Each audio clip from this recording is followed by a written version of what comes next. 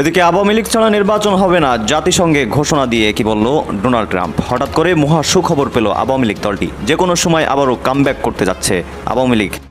পবিত্র কুরআন শরীফ মাটিতে ফেলে তাতে লাথি মেরে এবং এর পৃষ্ঠা ছিঁড়ে অবমাননার অভিযোগ উঠেছে অপূর্ব পাল নামে নর্থ সাউথ বিশ্ববিদ্যালয়ের এক শিক্ষার্থীর বিরুদ্ধে, যার একটি ভিডিও সামাজিক যোগাযোগ মাধ্যমে ছড়িয়ে পড়লে দেশ জুড়ে শুরু হয় তীব্র সমালোচনা।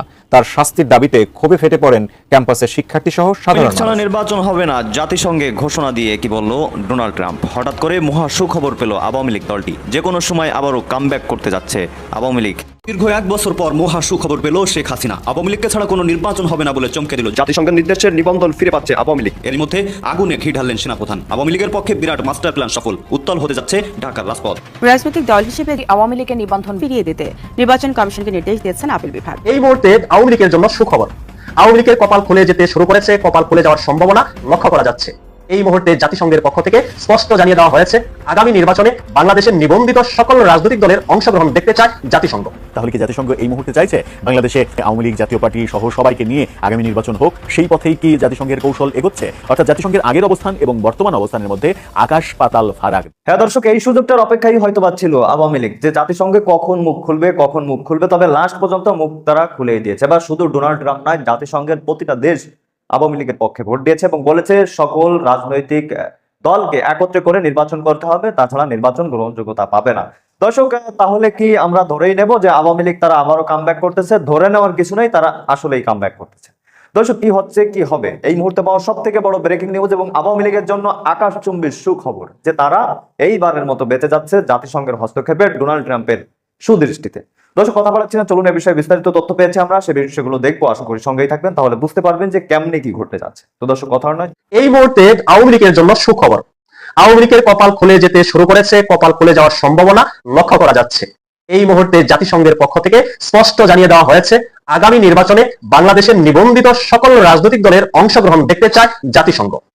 জাতিসংঘ বারংবার বলছে বাংলাদেশে একটি অংশগ্রহণ নির্বাচন তারা দেখতে চায়, কিন্তু জাতিসংঘের সিদ্ধান্ত এবং অন্তর্বর্তী সরকারের সিদ্ধান্ত সাংঘর্ষিক মুখোমুখি অবস্থান করছে। আজকেও জাতিসংঘের পক্ষ থেকে স্পষ্ট জানিয়ে দেওয়া হয়েছে, তারা আশা করছে আগামী নির্বাচনে আওয়ামী লীগ অংশগ্রহণ করবে, একটি অংশগ্রহণ নির্বাচন বাংলাদেশে অনুষ্ঠিত হবে, সেই নির্বাচনের ব্যবস্থা করবে এই অন্তর্বর্তী সরকার। আজকে জাতিসংঘের প্রতিনিধি বিএনপির সাথে একটি বৈঠক করেছে। বৈঠক শেষে সাংবাদিকদের সাথে মতবিনিময় করতে গিয়ে জাতিসংঘের প্রতিনিধি গুয়েন লুইস বলছেন, আগামী নির্বাচনে সকল দলের অংশগ্রহণ দেখতে চায় জাতিসংঘ। খেলা তো জমে গেল, অর্থাৎ এই সরকার আওয়ামী লীগকে একেবারে ধ্বংস করে দিতে চাচ্ছে। কিন্তু জাতিসংঘ তো অন্য সুরে কথা বলছে। জাতিসংঘ বলছে সকল দলের অংশগ্রহণ দেখতে চায় আগামী নির্বাচনে। এখন এই অন্তর্বর্তী সরকার কি করবে? শুধু জাতিসংঘ নয়, এই মুহূর্তে আন্তর্জাতিক অনেক প্রভাবশালী সংস্থায় এই ধরনের কথা বলছে। বাংলাদেশ নিয়ে তারা এই মুহূর্তে মুখ খুলছে। মুখ খুলতে গিয়ে তারা বলছে বাংলাদেশে যেন একটি অংশগ্রহণ নির্বাচন হয়, তার আশা তারা করছে। জাতিসংঘের পক্ষ থেকে কিন্তু পূর্বে বলা হয়েছে কোন রাজনৈতিক দল নিষিদ্ধ হোক, এটা জাতিসংঘ চায় না। কিন্তু আমাদের অন্তর্বর্তী সরকার একগেয়েমি করে একটি নির্বাহী আদেশের মাধ্যমে আওয়ামী লীগকে নিষিদ্ধ করেছে। এতে এই মুহূর্তে এই অন্তর্বর্তী সরকার নানানভাবে চাপে পড়েছে বলে অনেকে মনে করছেন। আন্তর্জাতিক চাপ বাড়ছে এই অন্তর্বর্তী সরকারের প্রতি। অন্তর্বর্তী সরকার আন্তর্জাতিক চাপে পড়েছে আওয়ামী লীগ ইস্যুতে। আওয়ামী লীগকে নিষিদ্ধ করে এই মুহূর্তে উভয় সংকটে পড়েছে এই অন্তর্বর্তী সরকার, অন্তর্বর্তী সরকারের প্রধান উপদেষ্টা ডক্টর ইউনূস। এখন এমন একটা অবস্থা, এই ইউনূস কি করবে বুঝে উঠতে পারছে না। এখন যদি এই অন্তর্বর্তী সরকার চিন্তা করে আওয়ামী লীগের বিরুদ্ধে যে নিষেধাজ্ঞা আছে সেটি তুলে নেবে, অন্যদিকে যারা আওয়ামী লীগ বিরোধী রাজনৈতিক দল আছে, আওয়ামী লীগ বিরোধী শক্তি আছে, তারা বলছে এই ধরনের চিন্তা যদি এই সরকার করে তাহলে এই সরকারকে উৎখাত করা হবে। মাইনকার চিপায় এই অন্তর্বর্তী সরকার আওয়ামী লীগকে নিয়ে। আওয়ামী লীগকে যদি এভাবে নিষিদ্ধ না করতো, হয়তো বা এই ধরনের চাপে পড়তো না এই অন্তর্বর্তী সরকার। যাই হোক, আওয়ামী লীগের জন্য সুখবর, জাতিসংঘ সকল রাজনৈতিক দলের অংশগ্রহণ দেখতে চায়। সকল দলের কথা বলতে গেলে এখানে তো আওয়ামী লীগকে ব্যতি রেখে বলা হয় নাই। এখানে জাতিসংঘের প্রতিনিধি বলছেন সকল দল। সকল দল বলতে গেলে অবশ্যই সেখানে আওয়ামী লীগ আছে। আরেকটা গুঞ্জন আছে, অনেকে মনে করেন আন্তর্জাতিক চাপ বাড়ানোর জন্য আন্তর্জাতিক ভাবে কাজ করছে আওয়ামী লীগ। আওয়ামী লীগ ষড়যন্ত্র করে এই ইউনূস সরকারকে বিতাড়িত করতে চাচ্ছে, এই ইউনূস সরকারকে চাপে রাখতে চাচ্ছে। তবে যদি আওয়ামী লীগ এই ধরনের কার্যক্রম করে, আন্তর্জাতিক সংস্থা দিয়ে এই সরকারকে চাপ প্রয়োগ করার চেষ্টা করে, এটিকে আমি কখনোই ষড়যন্ত্র বলবো না। আমি পূর্বে বলেছি, আপনার কাছে যেটি ষড়যন্ত্র আমার কাছে সেটি কৌশল, আমার কাছে যেটি ষড়যন্ত্র আপনার কাছে সেটি কৌশল। দেখা যাক কি ঘটে। জাতিসংঘ বারংবার কিন্তু বলছে একটি অংশগ্রহণ নির্বাচন তারা দেখতে চায়। সরকারের জন্য বিষয়টি অনেকটা রেড অ্যালার্টের মতো বলেই আমার কাছে মনে হয়েছে। কথাগুলো হয়তো বদলে দিতে পারে ঢাকা, ওয়াশিংটন, ইসলামাবাদের রাজনৈতিক মানচিত্র এবং রাজনৈতিক চালচিত্র। মার্কিন নিরাপত্তা বিশ্লেষক মাইকেল রুবিন তিনি ট্রাম্পকে এমন কিছু পরামর্শ দিয়েছেন, মার্কো রুবিওকেও দিয়েছেন একই সঙ্গে, এবং সেটা বাংলাদেশ সম্পর্কে, যেখানে মূল চরিত্র আসলে প্রফেসর ইউনূস, আমাদের প্রধান উপদেষ্টা, শেখ হাসিনা, আমাদের সাবেক প্রধানমন্ত্রী, জামাত ইসলামী বাংলাদেশ, আমাদের দেশের একটি রাজনৈতিক দল, ডোনাল্ড ট্রাম্প মার্কিন প্রেসিডেন্ট এবং মার্কো রুবিও মার্কিন পররাষ্ট্র মন্ত্রী। তার কথাগুলো পড়ে আমি আসলে চমকে গেছি। আমার বিশ্বাস এটি শুনলে, যিনি শুনবেন তিনি চমকে যাবেন। আমি যে শিরোনামটি রেখেছি সেটি শুরুতে আপনাদের বলতে চাই। সেটি হচ্ছে আমার শিরোনাম, হাসিনার স্বীকৃতি চেয়ে ইউনূস এবং জামাত সম্পর্কে ট্রাম্পকে একই পরামর্শ দিলেন রুবিন। নিশ্চয়ই এর ভিতরে কিন্তু অনেক রহস্য আছে। মাইকেল রুবিন সম্পর্কে আপনারা হয়তো জানেন, বা যারা জানেন না তাদের জন্য বলছি। তিনি হচ্ছেন আমেরিকান এন্টারপ্রাইজ ইনস্টিটিউটের সিনিয়র ফেলো এবং মিডল ইস্ট ফোরাম একটি প্রতিষ্ঠান আছে, এর ডিরেক্টর অফ পলিসি অ্যানালিস্ট। আর আমেরিকান এন্টারপ্রাইজ ইনস্টিটিউট হলো রিপাবলিকান পার্টিতে পরামর্শদাতা প্রভাবশালী প্রতিষ্ঠান, মানে যেই পার্টির ডোনাল্ড ট্রাম্প হচ্ছেন প্রেসিডেন্ট, প্রার্থী হিসেবে প্রেসিডেন্ট হচ্ছেন। এছাড়া প্রাক্তন পেন্টাগন অফিসার, মধ্যপ্রাচ্য এবং নিরাপত্তা বিষয়ক বিশ্লেষক মাইকেল রুবিন। এ কারণেই আসলে তার কথার পেছনে কৌশলগত এবং নিরাপত্তাজনিত ওজন আছে, এটা ভেবেই আসলে আমি তার এই লেখাটি নিয়ে, তার কথাগুলো নিয়ে কথা বলতে চেষ্টা করছি। তো কোথায় পেলাম এটি? মাইকেল রুবিন আসলে একটি লেখা লিখেছেন ফার্স্ট পোস্টে। এটি একটি অনলাইন গণমাধ্যম। এখানে তিনি যে লেখাটি লিখেছেন সেই লেখার শিরোনাম হচ্ছে why Trump should not double down on Biden's failed Bangladesh strategy. এই শিরোনাম তার লেখার ছিল। এই লেখায় রুবিন প্রেসিডেন্ট ডোনাল্ড ট্রাম্প এবং পররাষ্ট্রমন্ত্রী মার্কো রুবিওকে বেশ কিছু বিষয়ে সতর্ক করেছেন এবং পরামর্শ দিয়েছেন। সতর্ক করে তিনি বলছেন, তাদের উচিত নয়, মানে ট্রাম্প এবং রুবিও, তাদের উচিত নয় বাইডেন প্রশাসনের বাংলাদেশ বিষয়ক নীতি এখনো অনুসরণ করে যাওয়া। এই যে আমরা জানি, আমি আর সেই ব্যাখ্যা গেলাম না। বাইডেন প্রশাসনের নীতিকে ব্যর্থ হিসেবে ব্যাখ্যা করে মাইকেল রুবিন প্রেসিডেন্ট ট্রাম্পকে একটি কঠোর বিকল্প গ্রহণের পরামর্শ দিয়েছেন। দর্শক বুঝতেই পারছেন, পুরো লেখাটি বাংলাদেশকে নিয়ে, বাংলাদেশের ভবিষ্যৎ রাজনীতির গতি প্রকৃতি নিয়ে। রুবিন হুঁশিয়ারি করে লিখেছেন, বাংলাদেশের রাজনৈতিক এবং সামাজিক পরিস্থিতি গুরুতর সংকটের দিকে ধাবিত হচ্ছে, যেটা আঞ্চলিক স্থিতিশীলতার জন্য বড় হুমকি হতে পারে। এর প্রতিটি বাক্য, প্রতিটি শব্দ নিয়ে ব্যাপক বিশ্লেষণ করা যায়। আমি সেদিকে যাচ্ছি না, অনেকেই হয়তো এটি নিয়ে কথা বলবেন, প্রয়োজন হলে আমিও এরপর এটি নিয়ে কথা বলবো, নয়তো এখানেই শেষ। রুবিন বাংলাদেশের গত বছরের রাজনৈতিক যে পট পরিবর্তন হয়েছে এটি সম্পর্কে বলতে গিয়ে বলেছেন, প্রকৃতপক্ষে পাকিস্তানের আইএসআই, সম্ভবত কাতার এবং তুরস্কের অর্থায়নে এই বিক্ষোভকে উস্কানি দেওয়া হয়েছে। দর্শক আপনারা জানেন, ইতিমধ্যে আমরা আইএসআইয়ের কথা জেনেছি, আমরা ডিবিসির কথা শুনেছি, ইউএসআইডির কথা শুনেছি, আরো অনেক কিছু আমরা শুনেছি। আমি সেই আলোচনায় গেলাম না, যেগুলো নিয়ে আমরা বিভিন্ন লেভেল থেকে, বিভিন্ন ফোরাম থেকে কথাগুলো হয়েছে। এই কারণেই আমি শুধু রুবিনের কথাগুলো আমি আপনাদেরকে তুলে ধরছি।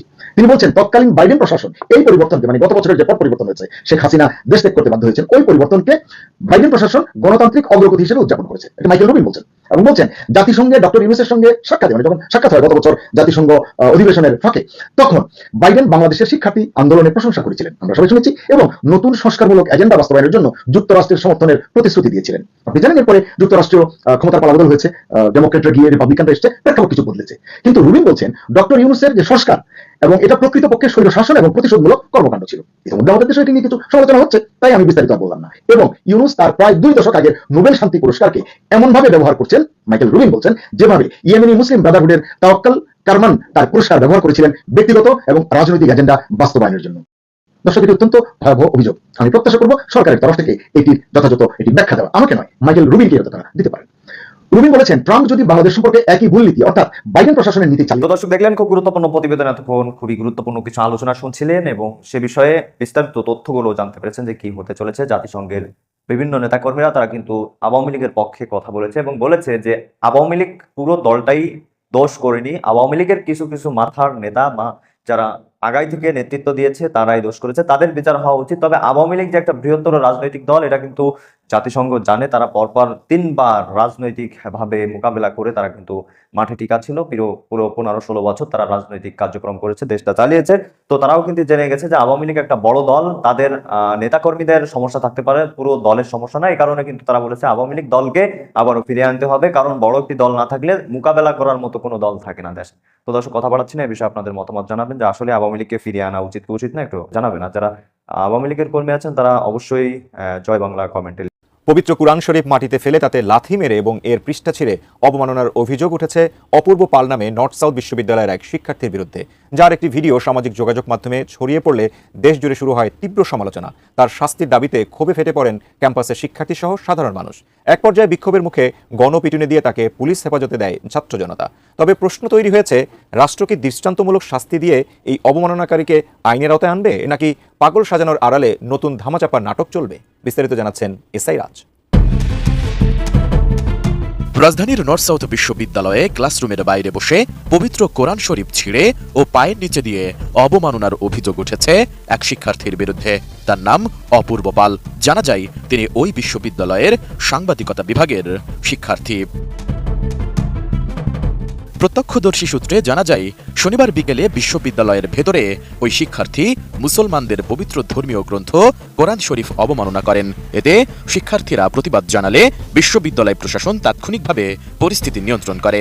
এ সময় অভিযুক্ত শিক্ষার্থীকে ক্যাম্পাস থেকে বের করে দেওয়া হয়। তবে এ ঘটনায় ধারণকৃত কিছু ভিডিও ফুটেজ সামাজিক যোগাযোগ মাধ্যমে ছড়িয়ে পড়ে।